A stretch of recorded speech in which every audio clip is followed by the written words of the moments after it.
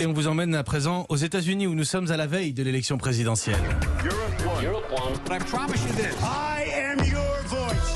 Donald Trump, en retard dans les sondages face à son adversaire Joe Biden, met le turbo dans les dernières heures. Le président va encore enchaîner les meetings aujourd'hui. On va faire un point complet sur les enjeux avec vous, Xavier Yvon. Vous êtes notre correspondant aux États-Unis. Bonjour.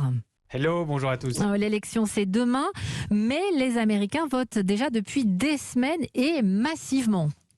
Oui, près de 95 millions d'Américains ont déjà voté, soit par correspondance, soit dans un bureau de vote anticipé. C'est du jamais vu. Et dans certains États, il y a déjà plus d'Américains qui ont voté qu'en 2016. Il reste encore Election Day demain. On se dirige donc vers une participation historique et ça donne une idée de l'enjeu de ce scrutin qu'on peut résumer en une question. Trump, stop ou encore. Et est-ce qu'on sait à qui profite cette énorme mobilisation ?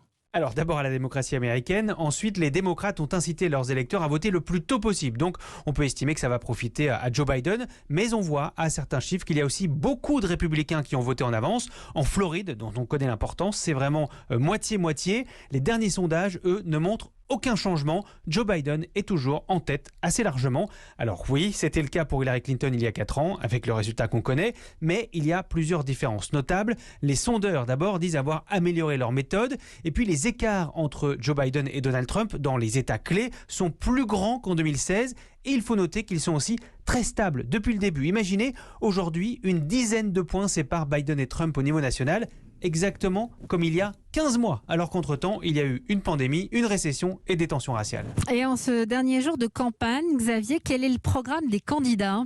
Alors Donald Trump est en mode tornade, il fera 5 meetings dans 4 États différents aujourd'hui, le même rythme qu'hier. Joe Biden, lui, se concentre sur son État natal de Pennsylvanie. Il va y passer toute la journée avec sa femme et sa colistière Kamala Harris, et il y était déjà hier. La Pennsylvanie est cruciale, a dit le candidat démocrate. Donald Trump l'a gagné il y a 4 ans de seulement 44 000 voix. Donc chaque vote compte. Donald Trump le sait, il y a enchaîné 4 meetings samedi, il y refera un stop aujourd'hui. Les deux camps estiment que celui qui gagne la Pennsylvanie gagne l'élection.